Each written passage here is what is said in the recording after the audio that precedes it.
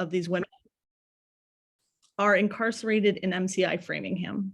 We're talking about building a prison for 173 women who could all be home with their loved ones. Massachusetts also stands out in regards to levels of sheriff corruption.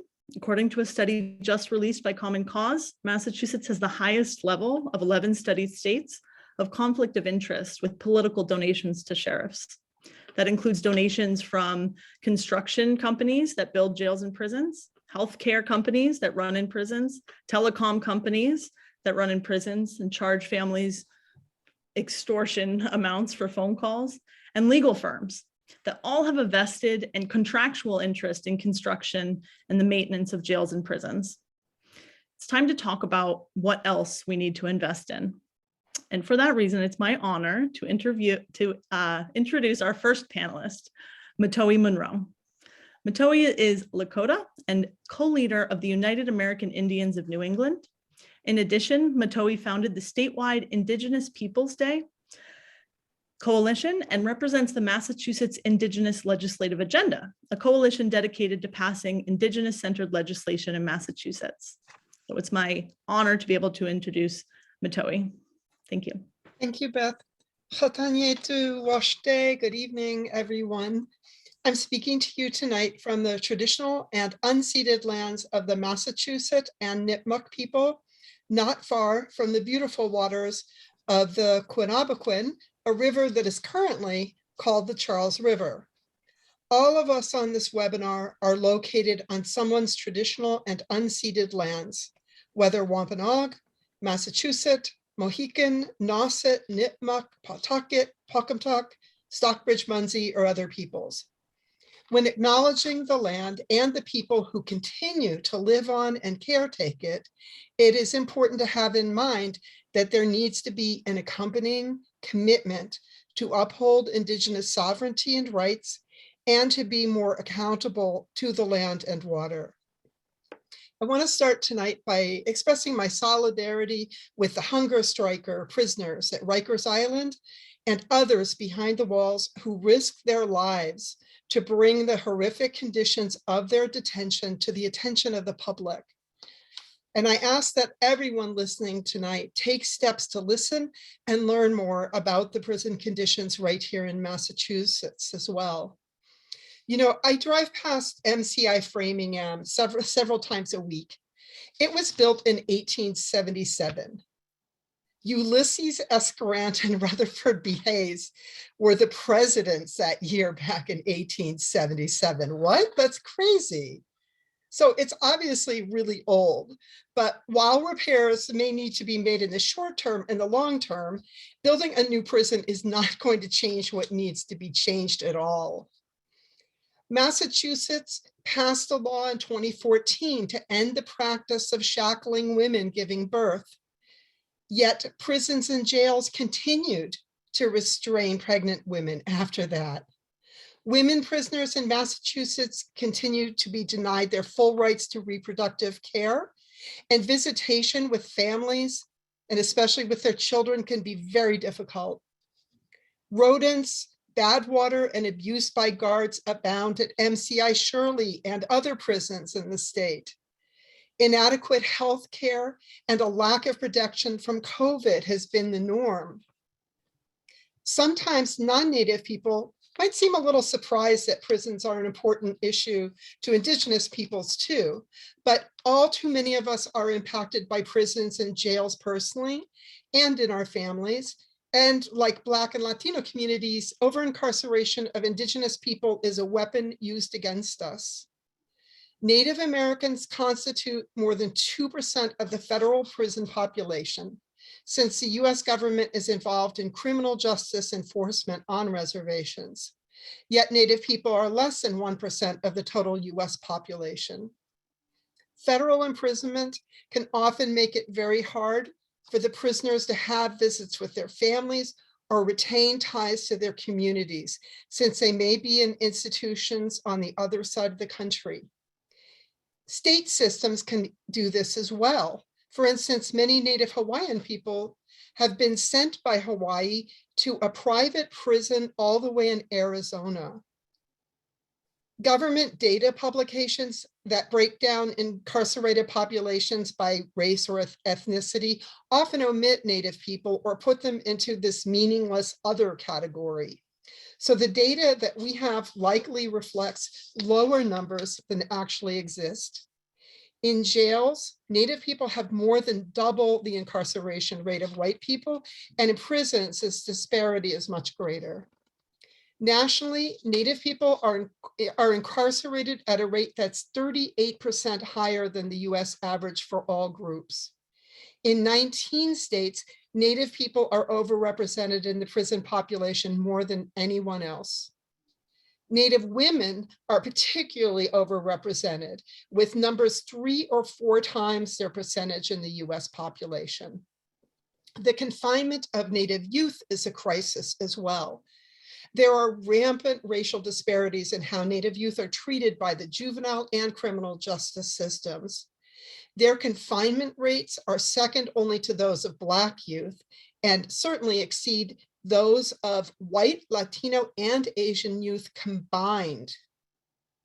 Forces that contribute to this disparity include disproportionate arrest rates of Native youth for certain offense types, the school to prison pipeline, and harsher outcomes for court-involved youth. Native youth are deeply impacted by the school to prison pipeline and are subject to being over-disciplined in many school districts as well. They're also more likely to be in federal custody than any other youth. And when I think about the impact of incarceration on Indigenous people, I also have in mind ICE detainees, because many of them are Indigenous people from Latin America. In Canada, Indigenous people comprise about 5 to 6% of the overall population, but make up more than 30% of prisoners. Indigenous women there comprise nearly 50% of the federal prison population for women. In addition to all the other issues faced by Indigenous prisoners, the spiritual practices of Indigenous prisoners are often not respected, and many systems make it difficult for Indigenous prisoners to be able to participate in ceremonies. Now, we are mostly taught to think that jails and prisons and certain notions of crime and punishment have always been with us, and that locking up people is natural. These ideas are such an embedded part of the dominant society where we live. Courts and prosecutions are part of an adversarial system focused on winning and losing, as though it is a football game rather than people's lives at stake. But the root causes are not addressed by the current dysfunctional systems, nor are people who are imprisoned given opportunities to change the direction of their lives. It is impossible to escape the belief that these systems are intended to crush prisoners and their families and their communities. As we know, prisoners are subject to all levels of abuse inside prison and stigmatized on the outside. But things don't have to be this way. There was no such thing as a jail or prison in Massachusetts before the English showed up. As a matter of fact, the earliest English jails in Massachusetts were often used to hold Native people who were accused of a crime by the English or were considered to be troublemakers. Now, I sadly realize that some of you might think of Indigenous people as being somewhat unsophisticated and primitive, because that's largely what you might have been taught in school or seen in the media. And that would be wrong. Native people for millennia have had community laws and ways of dealing with people who did not respect the community laws. Many tribes have a long history of what are now called restorative justice models. The underlying beliefs of restorative justice are: 1, we are in relation with each other, and 2, we are responsible for each other. In relation with each other and responsible for each other. Contrast that with how the Puritans and others who came here from Europe permanently marked people as offenders and cast them out. Unfortunately, our traditional Indigenous justice systems were disrupted by colonization and the insistence of the federal government that Indigenous justice systems had to follow the white ways. but many tribal nations have been working to return to traditional justice ways. I hope that this jail and prison construction moratorium bill will pass and that people will sit down and take some time to think about how things can be done in a much better way. Sometimes when things are not working and the current so-called justice system is truly not working, taking a break to reflect can be very helpful. We can all think about how money should be spent on human needs rather than maintaining the prison industrial complex that is alive and well in Massachusetts. We can look at restorative justice and other models that can be used in many communities. We must invest in meaningful solutions, such as ways of restoring victims, offenders, and communities. And we also need to use money to bolster education, child benefits, housing, healthcare, employment opportunities, cultural opportunities and connections, substance abuse and mental health treatment, employment programs and long-term jobs with decent wages for everyone, including people being released from prison. Together, we can envision a world where people's needs are met and where the torment of our imprisoned relatives can stop. Finally, since we are talking about legislation tonight, I did want to end with asking you all to find ways to support the 5 Indigenous-centered bills that we currently have at the State House.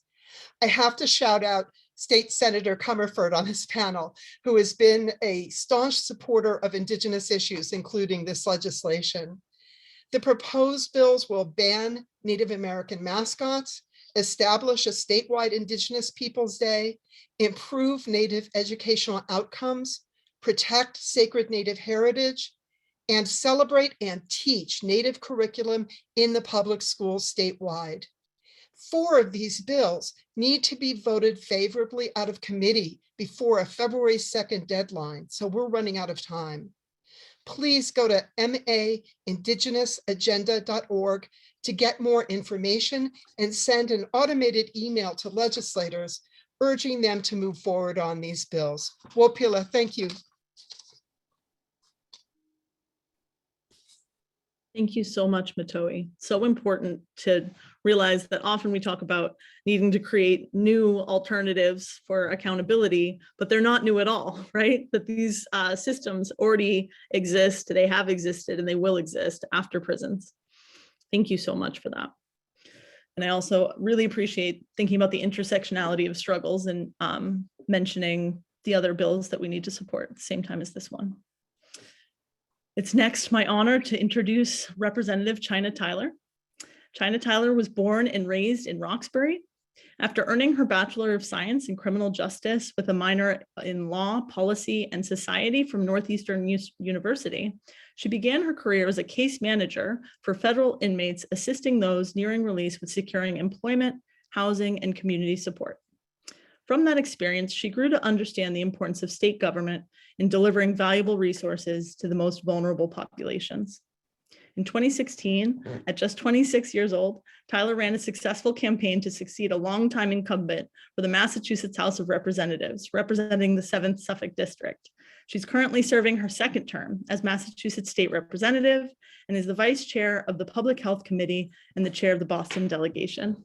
Representative Tyler, thanks so much for being here. Wonderful. Good evening, everyone. And I hope no one does the math on my age these days. It's been a long road, but I'm really grateful to be here this afternoon. And again, good evening. My name is China Tyler. I'm the state representative of the 7th Suffolk District. And this is my 3rd term, and I'm vice chairing the Judiciary Committee this year, as well as the honor of actually being the chairwoman of the Massachusetts Black and Latino Caucus. And I'm here today to first start off by thanking you all for your fearless partnership in the fight for freeing women. This legislative session is very intense, but I have the great honor to legislate alongside my colleagues in efforts to recover from some of the Commonwealth's biggest deficits. This year, one big issue that arose was that the state was moving to spend money, which is normally okay for us. Yet a red flag arose when we learned that the purpose of these funds were to build a new prison. Senator Comiford and I met with many of the sponsors here, including Families for Justice's Healing, and we instantly filed an act establishing the jail and prison moratorium, which is House Bill for me 1905. We didn't hesitate to do that, just first and foremost. And the passing of this bill is important to me because as a child, I have had family members who were affected by incarceration. And today I represent one of the most incarcerated corridors here in the Commonwealth of Massachusetts. I have had the opportunity to visit the women's facility here in Massachusetts and have witnessed how uninhabitable the environment really is and how disproportionately impacted Black and brown people and people of color are in general. Research actually shows that women in jails and prisons are more likely to suffer from mental health problems and experience psychological distress. Female inmates are more likely to be subject to physical abuse and sexual abuse, along with suffering from emotional and behavioral disorders compared to male inmates, and that is honestly unacceptable. On average, women are the sole caregivers of their children before entering incarceration, so the effects of incarceration would leave a child without a parent figure. And as a single mom to an amazing 10-year-old daughter, that really hurts me and is very heartbreaking. The passing of this bill will place a 5-year moratorium on any prisons built in the Commonwealth of Massachusetts. And this bill will allow for our state to address the root causes of incarceration alongside addressing alternative solutions like something that we are all familiar with, better programming amongst many others. So the bottom line today here is, folks, passing this bill would allow us to redirect these funds and invest in people and strengthen our communities and not invest our hard-earned tax dollars in the continued disenfranchisement of our people. My office, alongside with Senator Comiford's office, has followed this issue very closely and on top of it. And we are currently awaiting the release of the strategic plan conducted by the Ripples Group on whether or not they think a new facility should be built. But regardless of the findings of that strategic plan, Senator Comiford and I were going to remain strong and remain steadfast on the rejection of the construction of a new facility. So in closing, I'd actually like to share some amazing news from the legislature today, and that is that this bill has been reported favorably out of one of our committees and is moving forward. So please, in closing of this event, make sure you celebrate because we are doing the job. I'd like to thank you all for your time and investment on this cause. And I would like to call on you to ensure that your state rep and your senator and any other elected officials in your immediate geographic location or where you live and near your home is supportive of this bill. And we look forward to passing this bill. And again, please make sure that you support this bill and not establishing a jail and prison construction moratorium. Thank you so much. And I look forward to working with you all to make sure we get it done. And hopefully we can celebrate this year. Thank you. Thank you so much, Representative Tyler. So important to remember the connections in the ways that families would be impacted by a new prison. And what amazing news out of committee. Woohoo! That was a great punchline there at the end. That's really amazing news and a great sign for this bill. A lot of bills don't make it to that point, so it's really exciting. And we'll drive our momentum forward, including into hearing from Senator Joe Comiford. Joe Comiford has lived and worked in Western Massachusetts since the late 1990s, arriving fresh out of New York City's Hunter College School of Social Work, where she focused on homelessness policy, prison reform, and earned an MSW. In the region, Joe led a crisis intervention outreach team through the Center for Human Development, focused on creating a high-impact team capable of addressing the myriad and often intersecting root causes of crisis. She then organized for 7 years as the director of Western Massachusetts American Friends Service Committee, moving to direct the programs of the Food Bank of Western Massachusetts, where she worked to meet the immediate demands of hunger and launched a pilot program to reduce food insecurity in the region. After the food bank, Joe led National Priorities Project, a national budget and tax priorities research organization, as its executive director. NPP garnered a Nobel Peace Prize nomination in Joe's final year. After NPP, Joe was a campaign director for Move On, focusing on a range of issues from gun safety to healthcare. Now it's my honor to introduce Senator Joe Comiford. Well, thank you so much for that really generous introduction. Hello, everybody. I am so happy to be with you. I want to start by saying thank you Thank you to Families for Justice's Healing. Thank you to National Council of Incarcerated and Formerly Incarcerated Women and Girls, Black and Pink Massachusetts, the Building Up People Not Prisons Coalition, Justice for Housing, New Beginnings Reentry Service, and hundreds of other organizations and individuals that have signed on to support this really exquisite bill. I want to just send big love to my steadfast partner in the House, Rep. Tyler, who just gave you so much good news. I'm going to try not to duplicate her terrific remarks. And I just want to say I'm so honored to be here with Mahtowin and Andrea and all of you.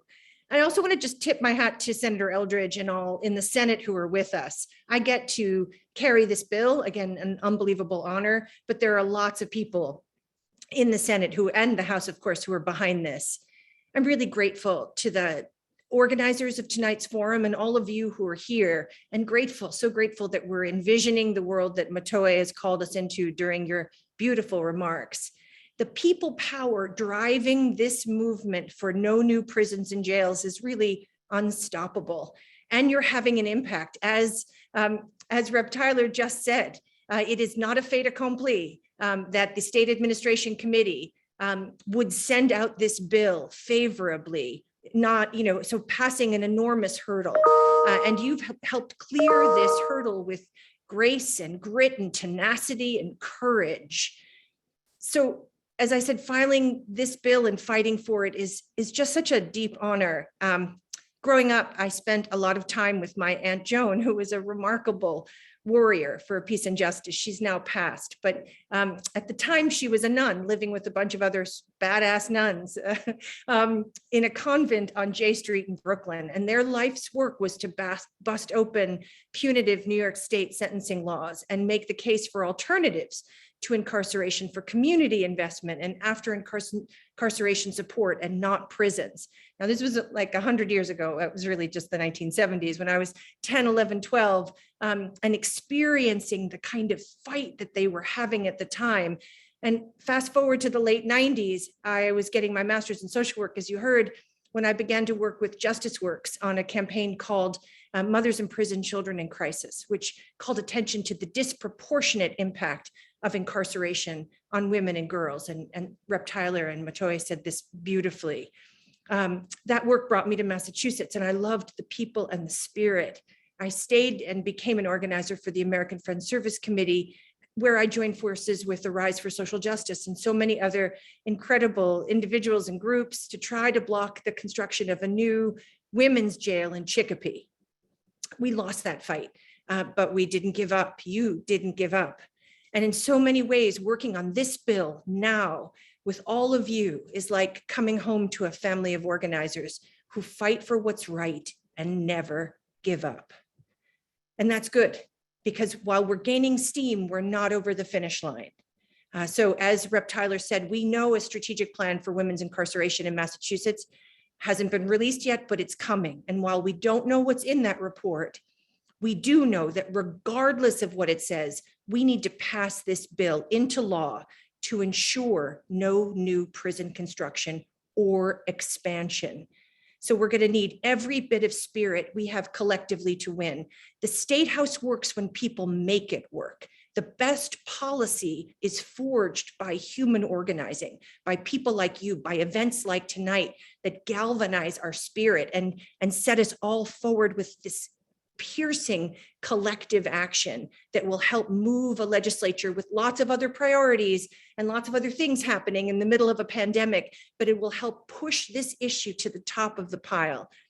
And when we win, and we will win, it will not only be a strong statement in opposition to mass incarceration, it will be a massive public acknowledgement that the tens of millions of dollars anticipated for a new facility must be so much better spent, as people have said, in our communities, on alternatives, on after incarceration support, and the real tangible economic justice efforts directed toward those who have been disproportionately marginalized, disproportionately imprisoned in the Commonwealth. And this victory is going to belong to the organizers driving this movement and people like you who are joining and right at the right moment to push us over the line. So thanks so much for the opportunity to share a few thoughts. Absolutely. Thank you so much, Senator Comiford, Joe, for your comments. It's so important to think about how all of our roles fit in here. We all have a different way that we connect to this issue, and we all have different aspects that we can do to push this issue forward and make sure that this moratorium is passed. Really appreciate that.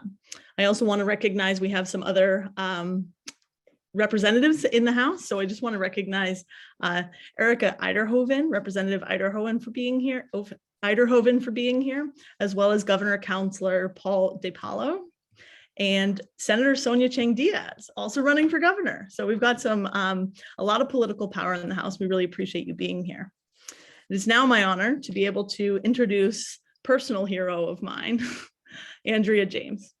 Andrea James, JD, is the founder and executive director of the National Council for Incarcerated and Formerly Incarcerated Women and Girls, founder of Families for Justice as Healing, author of Upper Bunkies Unite and Other Thoughts on the Politics of Mass Incarceration, a 2015 Soros Justice Fellow, and recipient of the 2016 Robert F. Kennedy Human Rights Award. As a former criminal defense attorney and a formerly incarcerated woman, Andrea shares her personal and professional experiences to raise awareness of the effect of incarceration on women themselves, their children, and their communities. Her work is focused on ending the incarceration of women and girls and contributing to the shift from a criminal legal system focused on police and prisons to a system led by directly affected people from within their communities and based on individual and community accountability. Andrea, we can't wait to hear from you. Thank you, everybody. It's really absolutely amazing to be here tonight. I got to tell you, I want to first say thank you to Senator Joe for coming out the gate, really, with full support of this. I also want to give a real special shout out to my state representative because this is personal. Rep. Tyler, I want to just tell you how proud we are of you. I want to share with you how important it is for us. You mentioned in your opening that you represent the most incarcerated and were born and raised in the most incarcerated Commonwealth corridor in the Commonwealth of Massachusetts. That's my neighborhood too. I'm sitting in a house right now. We were both raised in the same neighborhood. I'm much older than you, which gives me all the authority to say how proud I am of you. But I want to just let people know right out the gate that this is personal. When you talk about building a new women's prison in the Commonwealth of Massachusetts, you're talking about the 5th generation of my family, 2 beautiful grandbabies. You're talking about all of these families around us that also grew up in this neighborhood with me and Rep. Tyler and so many other people. That you're saying that when we're thinking down the road, 10 years, 20 years down the road, who is going to be in that prison? Well, look at who's in that prison now. Look at the places and the communities and the neighborhoods that they come from. That is not going to change. They're going to be filled. Those beds are going to be filled with the same people from the same communities. And we're talking about a women's prison. So you're talking now about our generations, and we shall not have that. We shall not have it. I just wanted to share that piece of you of how personal this struggle is. I come to this work from a really unique position that many people don't have. A lot of people have a piece of this or a piece of that, but I actually grew up in this neighborhood in Roxbury, so proud of that, born and raised. 5 generations again from a family living in the same house on the same street in the most incarcerated corridor. I grew up to be a criminal defense attorney. My grandmother broke the color barrier for Black nurses in the city at Boston City Hospital. My uncle was one of the first tenured law professors at UCLA. My aunt was one of the first lead Black pediatricians in LA County. I say all this, my parents are educators, activists, and researchers of people of African diaspora. And I tell you all this because this means something to us on a very personal level. But what it also did for me growing up is it poured into me social justice. It poured into me about the work to bring equity to all neighborhoods, to all communities. And we've seen a level of austerity in that over the past just 25 years that we've done a budget look back at Families for Justice's Healing. It's no surprise that we are the most incarcerated corridor in the Commonwealth of Massachusetts. And so I also became a criminal defense attorney. I did some real estate conveyance work, and I got in trouble as a real estate conveyance lawyer. As a younger Black woman lawyer, I was afraid to tell anybody. And I ended up doing some things that I deeply still regret to this day, that I did to try and cover up and to fix things without having to disclose to anybody as this young Black female lawyer that I had made a mistake. I was too afraid to share that. And I ended up serving. That happened back in 2006. By 2010, I had been sentenced to serve a 24-month prison sentence. Now, remember, I grew up in this community in Roxbury. I have all of that experience of being a child like Rep. Tyler, growing up a Black girl in this neighborhood. I grew up in a family steeped in the rich tradition and history of social justice. I became a criminal defense attorney, and now then I became an incarcerated woman. So when I tell you that I step into this space and speak to what I believe is speaking truth to power, to say that the last thing we need is a new women's prison, I speak to you from places of experience that very few people have had the alchemy of all of those experiences to come together. And I assure you, I was a criminal justice professional my entire adult life. That's all I ever did. And I assure you, I didn't think there was anything more that anybody could tell me about how much this system needed to be dismantled and new things need to be breathed into the life of supporting the most vulnerable among us until I became an incarcerated woman. I was 45 years old when I went to prison. I had privilege. I had an education. I came from a family that was intact. I have a husband. I have beautiful children. I have parents, both still alive, 92 and 88 years old. And I had an education. I didn't have to worry about where my children were going to go when I went to prison. I didn't have to worry about where I was going to live when I came back home. And these things do matter. And it wasn't until I became an incarcerated woman that I really began to understand the mistakes that we have made as a country. We talk a lot about the separation of mothers from children with the struggle around immigration, which we should.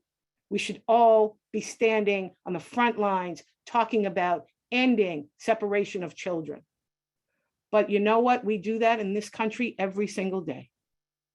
Every single day we separate mothers from their children under this guise of public safety, under this guise of correcting wrongs. And I just want to say to you that we know for sure, I know for sure, as somebody has had all of these other life experiences and didn't think as a criminal justice professional that anybody could tell me how the system needed to change until I became an incarcerated woman and saw for myself. And so the notion of us spending $50 million to build a new women's prison when we were already, after 10 years, we have been organizing to end incarceration of women and girls in the Commonwealth of Massachusetts for 10 years. We have been doing the participatory research. We have been grappling with the hard questions. We have been looking at what different looks like. We have held countless convenings, town hall meetings, meetings behind the wall, prison meetings, phone calls, meetings around the country, in addition to the countless participatory research projects we've done here in Boston and in Massachusetts to figure out what different looks like. And we know for sure, we've come out with 3 buckets that we know before we even think about building a new women's prison. We need to use these 3 buckets of policy, of hyperlocal organizing that we call reimagining communities, and of our campaign to close Framingham, do individual exit plans for each of those women to figure out what different looks like. I want to just say this, and I know I'm short on my time, and I have so much to say to you, but I want to just piece this together for you a little bit to think about. One thing that we know, and we don't put the scrutiny under, if we put the current prison system under scrutiny, it's a failed system. And we're not ever doing that, but we're challenging us when we say, let's work on what different looks like. We are uniquely poised in the Commonwealth of Massachusetts to do this. We have one of the lowest incarceration populations of women. We have the brilliance. We have the academia. We have the researchers. We have the Susan Sareds of the world. We have Elizabeth Wiley of the world. We have all of these people who have come together to figure this out. For 135 to 150 women, wherever you are and whatever month or date that you're counting, women who are currently sitting in our state prison, who we can do something better on behalf of. And we have all of those ideas. Stacey Borden is on here. She has created an incredible model of what transitional housing and alternative housing could look like. But I just want to share with you that we don't have to build a new prison. We don't have to have a prison at all.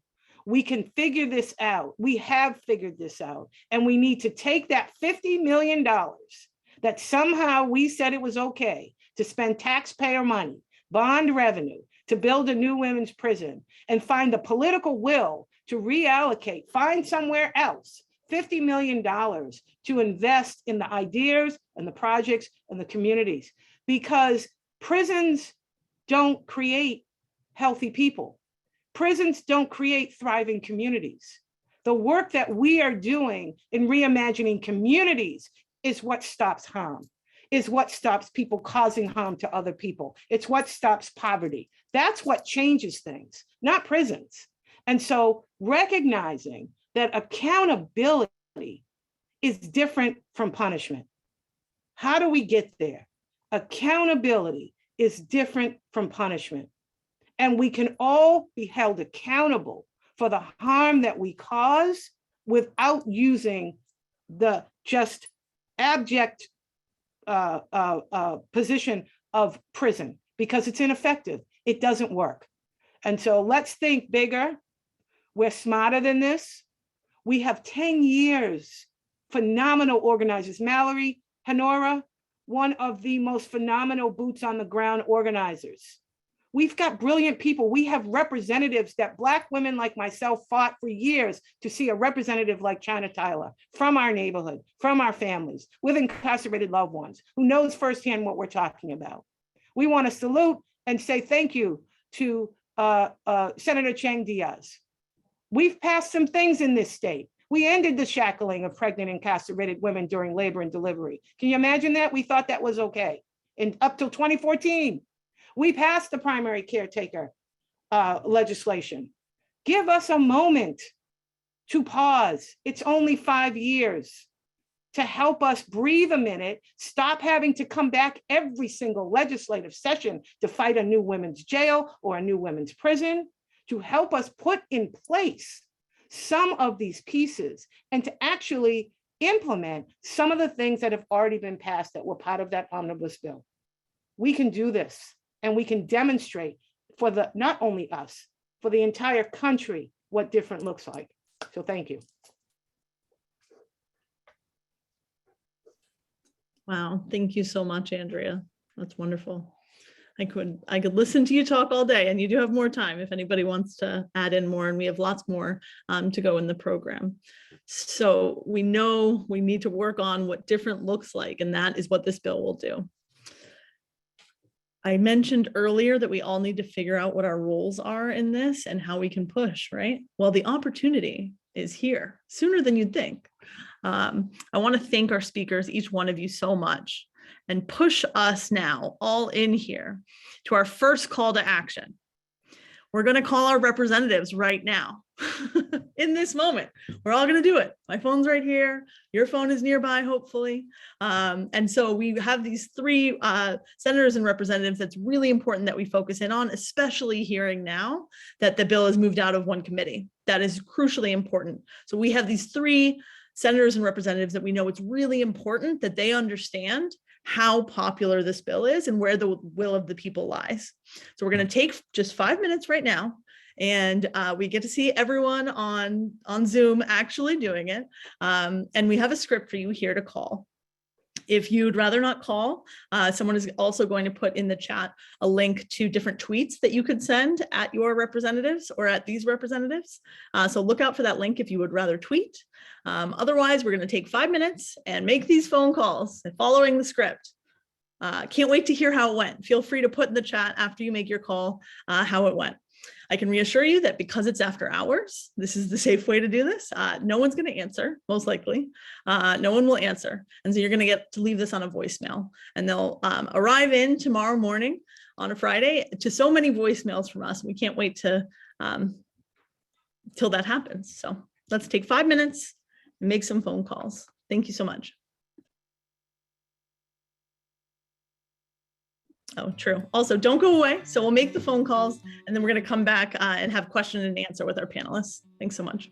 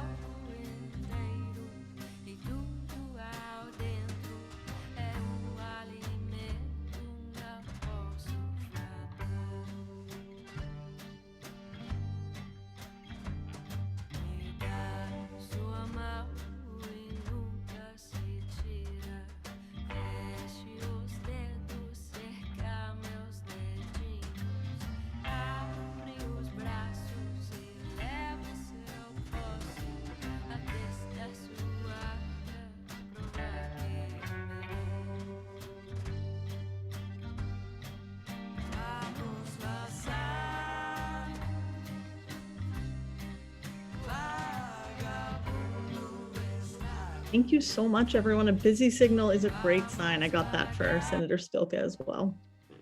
Loving seeing the messages in the chat. Thank you so much for these phone calls. Really great. I also want to thank Representative Steve Owens for being here. I hope that he's still here. He's actually one of my representatives from Watertown. So it's really great that he is here. Okay, so up next, we have a little bit of an intermission, just a 5-minute intermission. And while this intermission happens, I hope you're thinking of great questions for the Q&A and sending those in, please. And then also we're going to send you some links in the chat for volunteer opportunities with our campaign. This is a really crucially important couple weeks we have coming up. And so during the break, I hope you can reflect again on your role in this and where you have time and where you can push with us to make sure that this bill passes and the prison does not get built. And so look at those volunteer opportunities in the chat, please. Consider your role during the break, and we will come back in just a few minutes with Q&A. Thank you.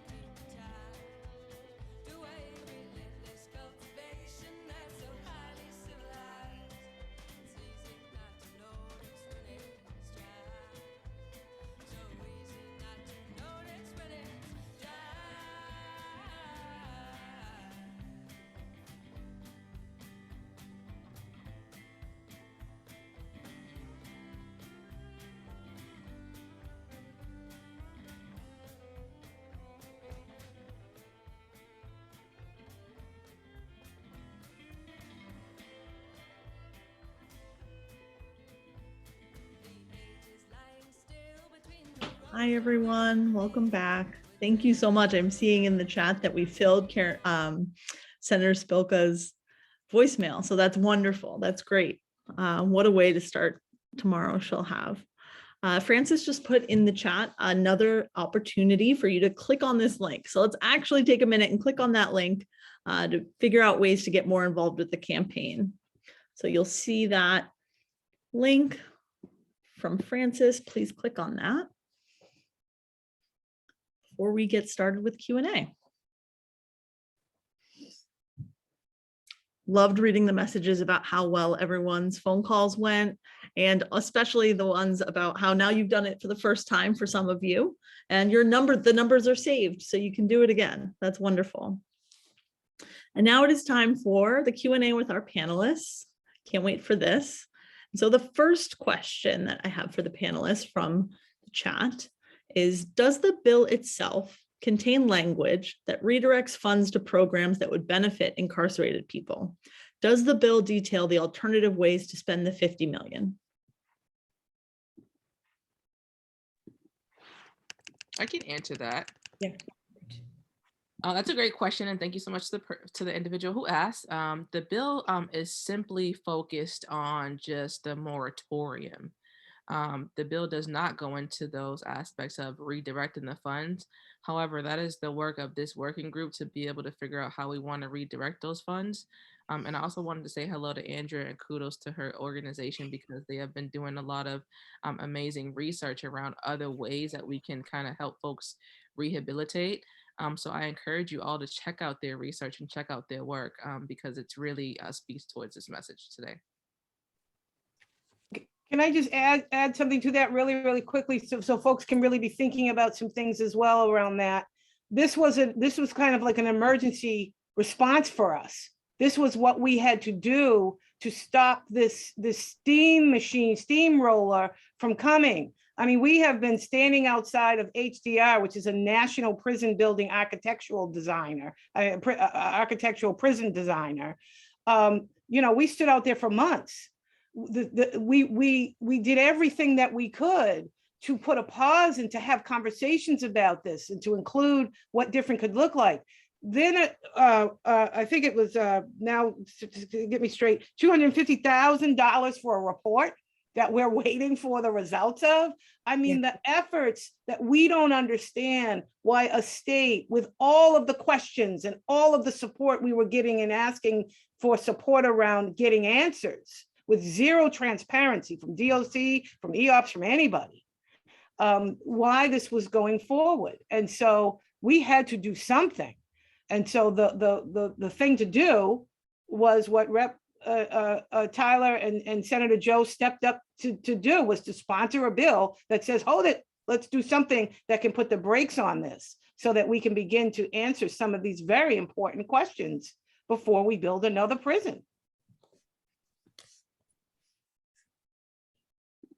Absolutely. Thank you so much for that. Relatedly, another question. A few people asked this question. Now that the bill has been voted favorably out of certain committees, what's the most helpful request to make of our legislators? What's the most helpful request? It's a great question. Rep. Tyler, I'll jump in, and Andrea, I'll jump in if it's okay and answer this one. You guys pile on. So like we're all saying, this is a good big hurdle, right? There are 6,000 plus bills filed every session in the legislature, and not all of them make it out of committee. And different legislative sessions have different percentages of bills that move, but again, not all move. Sometimes it's quite a slim percentage of bills that actually get out. So right now it's on its way to a destination committee. We don't have that. We don't have that necessarily locked in. There was a message on social that said it was going to House Ways and Means. The representative and I think it's going to Senate Ways and Means, but we have to confirm that, and the website's not updated. So that's just a little bit of like legislative labyrinth things that the representative and I will track down. But what you can say and do is what you did tonight, which is speak to leadership in both the House and the Senate and say, we need to bring this bill to the floor. So after a bill gets out of committee, it goes to a destination committee. Again, We'll find out where it is. We think it's going to be Senate Ways and Means. We'll confirm with Andrea and crew. And then from there, it could move to the Senate floor. Or it could, Rep. Tyler's bill could go to its destination committee and move from the House floor. Regardless of whether the Senate passes or the House passes, the other branch has to also pass it. So we need both chambers to feel the burn, to bring this to the floor, to get it passed. And so that's your ask right now. Get this bill to the floor. As folks know, we are in a 2-year legislative session. So beginning in 2022, we're on the fast road to the end. We're in the second year of this current legislative session. And if we don't get it past this session, we'd have to start all over again. And who knows if this would be the right bill to file, and organizers and advocates would say what's best, but we need this to pass now, so that it interrupts any kind of movement the state may make. So the ask is, bring this bill to the floor. And if you're calling Senate President Spilka or Speaker Mariano, that's the good ask. If you're calling your state representative or state senator, you can say either thanks for being on the bill. If they're on the bill, ask for this to be brought to the floor, or hey, could you get on this bill, and ask for it to be brought to the floor.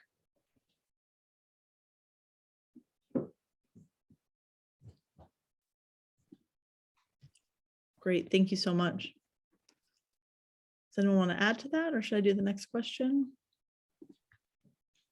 Cool, will do. Aside from the women's prison, are there any plans announced for building or expanding other prisons in the Commonwealth? Where is planning announced? And how would the moratorium impact them, if at all?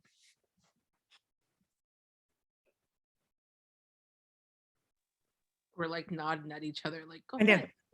I mean, there's no transparency. It's part of the problem, first of all. I at the time that this was announced, I was sitting as a member of the governor's commission or plan women's justice panel. Rep. Tyler was on that panel with me. We were tasked with the responsibility of figuring out what is the best things that we should be investing in and thinking about regarding women and incarceration.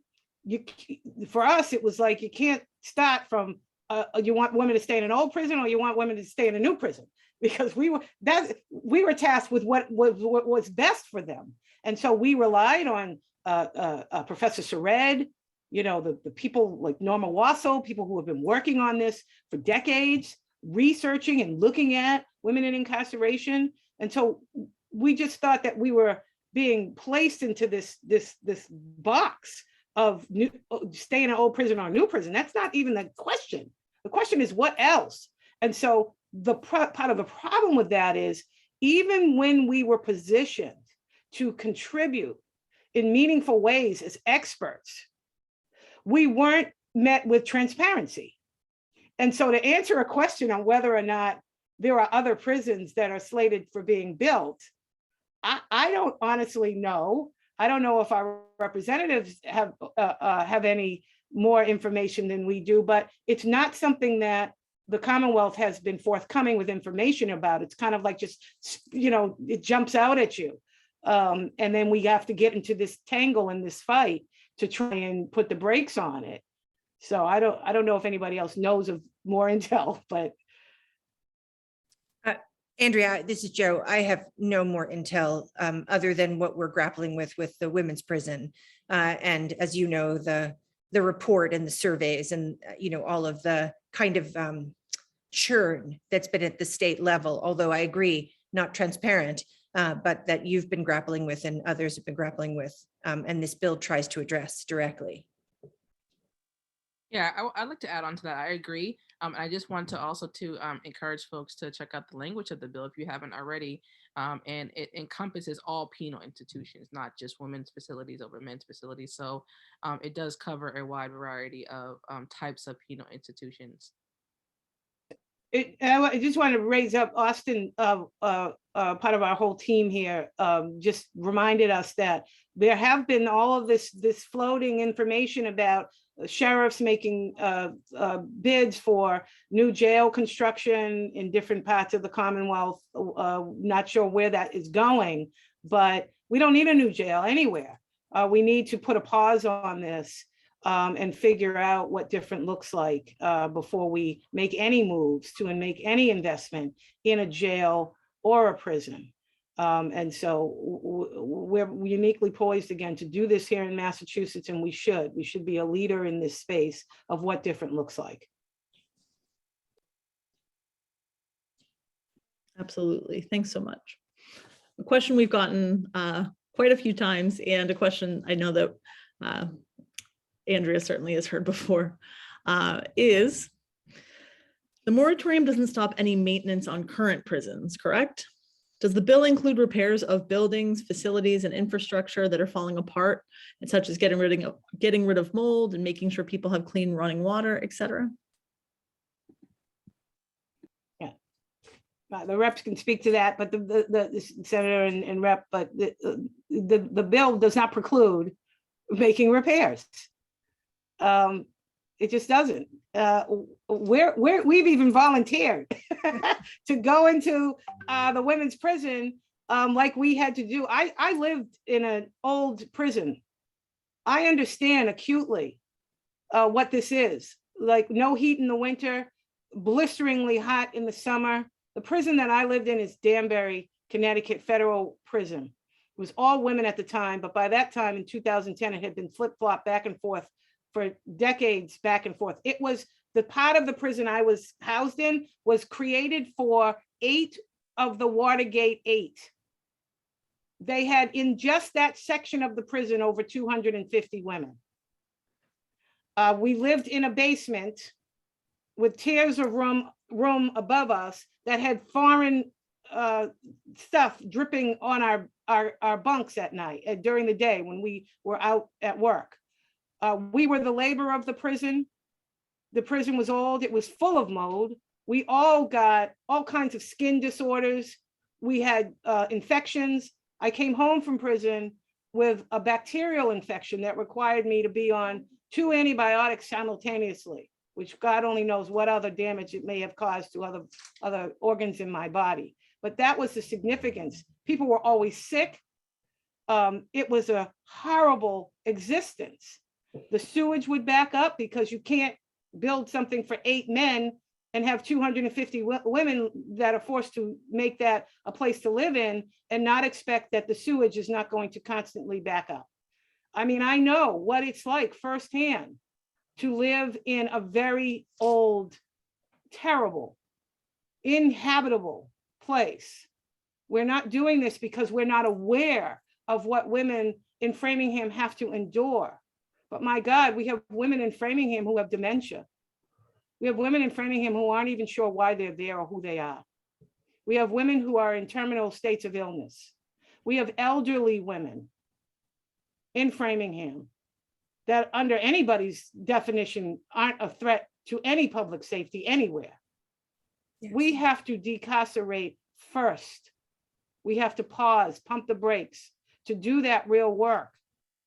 And we know how to do it and bring women home first and create what different looks like first for those that we can immediately bring home.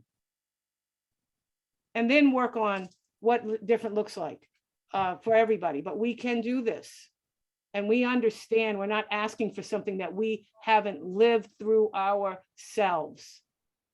Living conditions that are absolutely deplorable. And no, this bill does not preclude renovations. And I just want to raise up something that was put in the chat also, which is that census, because there's a question about, would people need to be sent to other states, right? In addition to what Andrea just said, in terms of we need a pause and we need to decarcerate to move people out of prisons who don't need to be there any longer. But the census population has been dropping. And so there is space. There's space in jails across the Commonwealth. There's space in prisons. So we are not at a tipping crisis, which makes this the right, not only the right moral and ethical moment, but also the right, political, fiscal, social moment to do this, to put a pause and to rethink incarceration entirely. Yeah, and if I could just give a closing remark on that one, I agree. And one thing that we are very familiar with is the conditions. We get very high call volumes of constituents and families that may be on this call of concerns that their loved ones are facing that are currently incarcerated. Recently, we dealt with a really big water issue out in Walpole, where their water was brown. Some of the facilities like Susan Baranowski, they had a flood there after a big riot last year. So we are very familiar with some of the inhabitable issues that are going on in the facilities, and are dedicated every day to working hard to, addressing them. But long term, we hope to be able to pass this bill and do many more actual hard reforms to be able to make sure that folks are on a pathway home and are able to be home and not reoffend.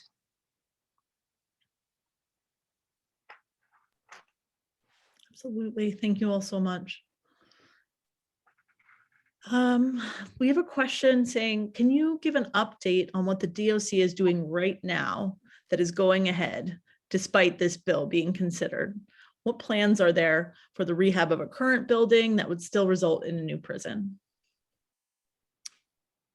There's a study currently, Rep. Tyler mentioned it, by the Ripples Group. And Andrea, I think, put the price tag on it at something like, I think it's 250,000. I think that you're correct, maybe 275, but I think it's 250.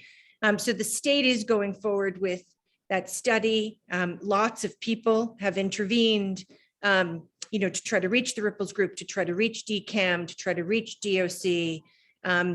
And so the wait for that study is ongoing. We hear it's coming soon.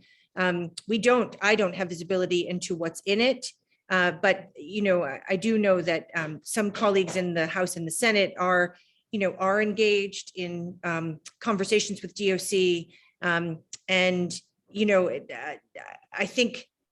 I think this movement has had an impact. I will say, I think DOC and legislative leadership and the executive branch has heard you. And so I think things are in flux. That's why I think it's the moment to strike, because the report may very well come out saying we need a new women's prison. But it doesn't mean that that's going to be the thing that happens. And it's not, because of the actions, because of this bill, because of the history of organizing that so many have on this call, and because of this moment, we will keep pushing forward no matter what.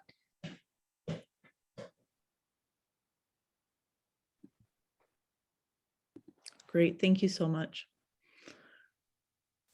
All right, our next question. Are there any sheriffs or police chiefs who publicly support this?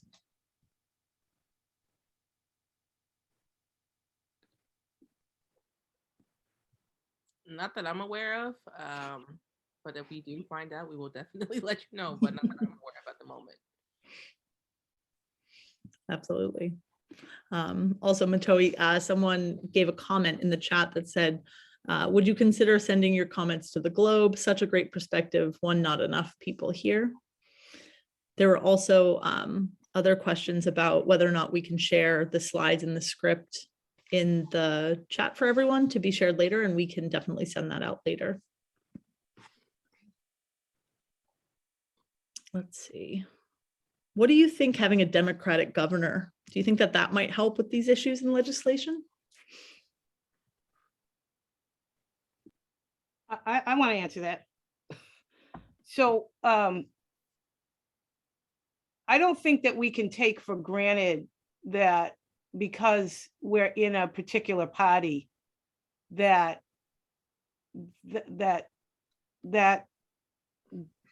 label as a Democrat is going to guarantee the change that we need to see. Because,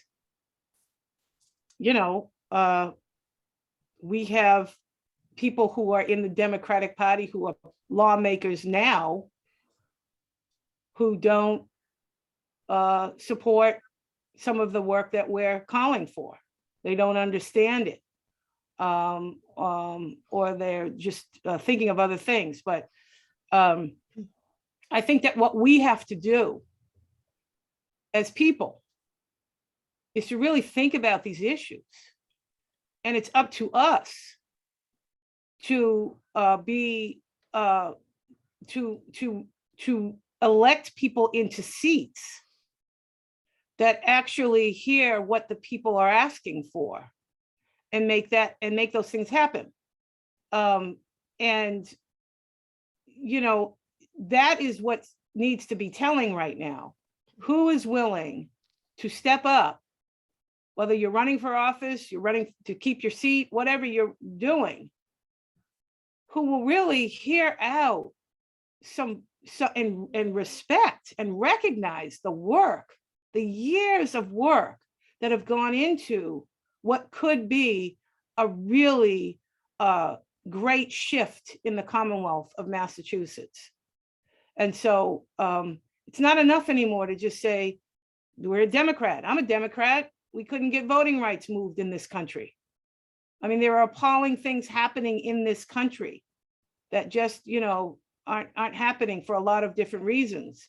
And there are people in both parties that support and don't support things. So people have to be, and I encourage anybody who's running for office right now to really be very clear about where you stand on this issue. Be really very clear, because we are organizing in the communities that people are considered to be zero propensity voters. We're organizing in those places. And people really want to see that the people that we're electing into these seats actually care about the issues that affect all of us, not just the people who are fortunate enough or wealthy enough or positioned enough to appear or are politicized enough to come onto a forum and to hear a conversation about this. There's a lot of people that are really suffering and struggling in the Commonwealth right now. And those people are mobilizing and organizing themselves. And I think that people who are in office or are running for office are going to be a little surprised about how people come down on who they decide to vote for, because they need change. People need change right now. And this is a really, actually easy change for us. It's a really easy change. It's the will. Do we have the will to do it is the only thing standing in our way. It's the only thing that makes sense. I just want to say something else really quickly, because this is important to me. I come from a working family. We weren't wealthy people. My family, just from my grandmother, who nobody would let go to school, always believed in education and got lucky and landed in the only nursing school in the country that would allow Black women to become nurses. And I say this because it's really important, you know, that we think about these things. We need to create something significantly different than what is going on today. We are in the throes of a pandemic. I don't think that people truly recognize, who don't live in our communities, the depth of disruption that this pandemic has caused our families, our children, our single moms, many of them who didn't even have a computer in the home. Organizations like FJA and the National Council have had to stand in that gap. You talk about remote learning and you send children home to a house without internet because mom can't afford internet, sometimes without even electricity. So we have to really just think about, what does different look like? It's time for us to stop thinking that public safety equates with jails and prisons. It just doesn't. It just continues to cause a level of disruption in our communities that we have to move away from, and we have to invest our minds and our thinking and our money in creating thriving communities. And that includes the people that work in those prisons. That includes the people who work in those prisons. And I have spent the last 10 years moving around this country, talking to everybody from prison wardens to guards, to people who work as administration in prisons. Everything, to the incarcerated women in those prisons, to the people in the communities they come from. I've spent the last 10 years doing that. And I assure you, we are not doing this to take food off the tables of working families, of working people, of people who have jobs and security in those jobs. But we can actually create something different than going into a prison every single day, where the same incidents of alcoholism, substance use disorders, mental illness affect people who work in these environments as much as it affects those of us that had to endure living in those places. And we should really be thinking about that. How do we improve the quality of life for everybody? We're not trying to take food off the tables of these people who are working people, who are one paycheck away from poverty themselves. We're trying to bring us together as a Commonwealth for the common good of everybody and get us all around the table to figure out, what does different look like? And how do I get to still be in the position that I'm in, have a salary that I have, feed my children, send them to college? You know, not be in jeopardy of losing all that. That's not our goal. Our goal is to create what different looks like, and that is inclusive of everybody. We know what it's like to be marginalized and left out. We're not trying to do that to anybody else.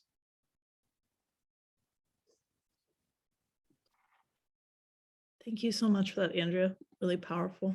We have time for a couple more questions. This one seems poignant in the moment. Many of my friends are feeling hopeless and disillusioned by the legislative process and horrified by the sheer scale of the prison industrial complex. As organizers, how do you nurture hope when you're in it for the long haul? And how do you spread hope to others?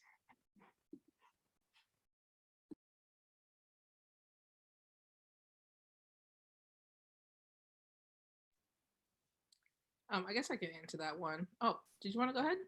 No, I was just jumping in because I am an organizer. That's what I do. I'm an organizer. And so we have that's what reimagining communities is all about. We stopped waiting and we started using our precious resources, our tiny general operating budgets, to literally step out into our neighborhoods and create these pockets of model projects about what different looks like. And I think that that's important, because at some point you can't just keep waiting and hoping that people are going to catch on. I mean, and this is not anything but to say what the truth is. Our Black and Latino caucus that Rep. Tyler has tried to move this through didn't make the jail prison construction moratorium bill a priority. Why am I saying that? Because there is nothing more important, or at least a priority, for representatives that represent people in the most incarcerated corridor in the Commonwealth of Massachusetts. So that totally missed me of why they would not find this to be a priority that had needed to be with their other priorities. So we're not necessarily there. There's a lot of influence, power, and money that effectuates how things happen in the Commonwealth of Massachusetts, and we just got to name that. So communities have to turn inward to begin the process of demonstrating what different looks like. And that's, you know, the work that we do at FJA every single day in building with nothing, the different projects of what different looks like. Yeah, I'd like to add to that and say that, you know, there are a lot of folks out there that are currently not even registered to vote or have no interest in the political process because they've been turned off by it for one reason or another.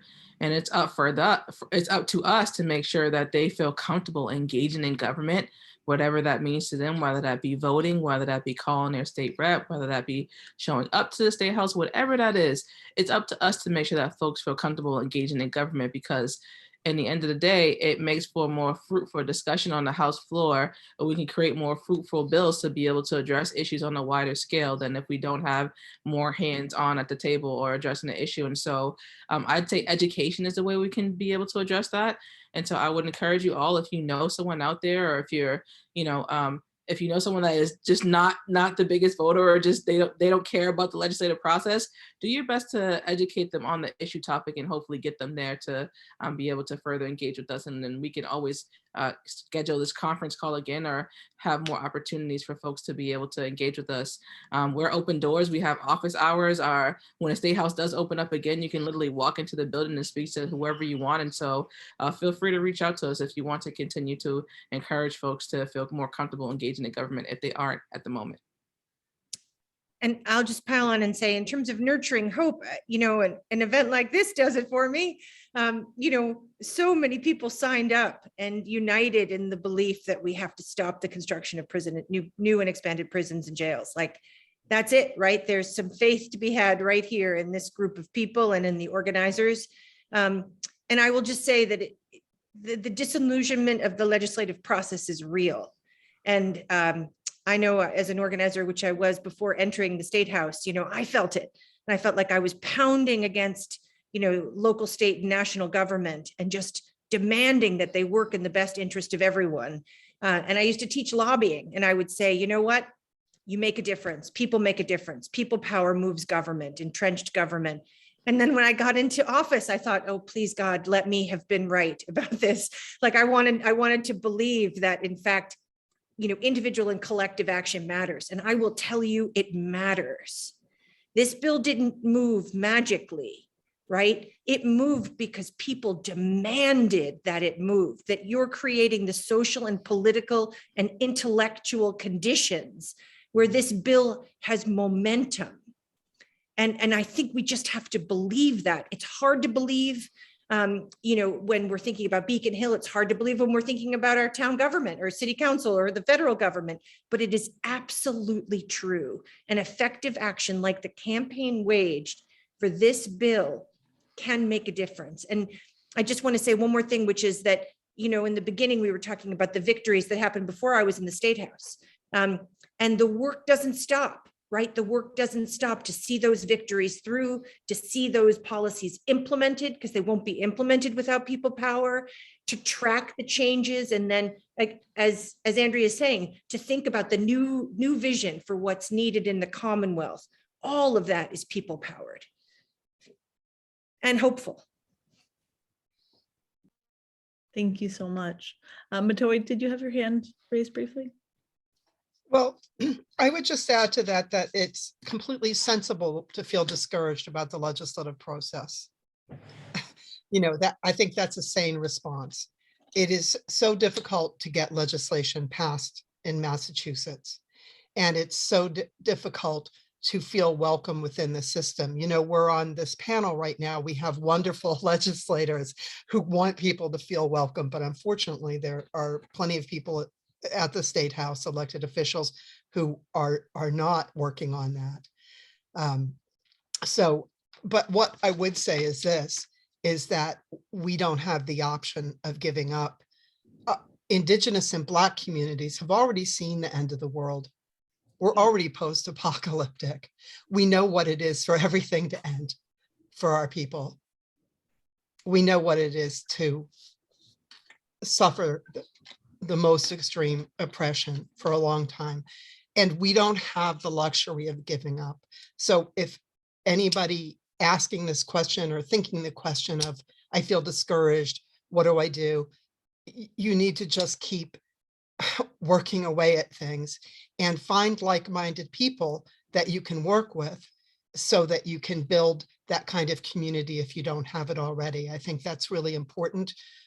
To keep our morale up and to keep moving forward in the face of very real obstacles. Absolutely. Thank you so much for that. People are being so generous with their time. We're 5 minutes over. Well, the last few questions there were about how do we get involved? How do we make decarceration actually happen? And so the answers for that, no doubt, will be in the links that are being put for you in the chat. I want to thank our panelists so much for their time, energy, vulnerability, expertise, all being shared today.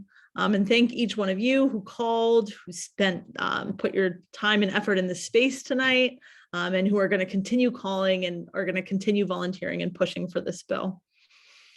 Thank you, everyone, so much. Free her.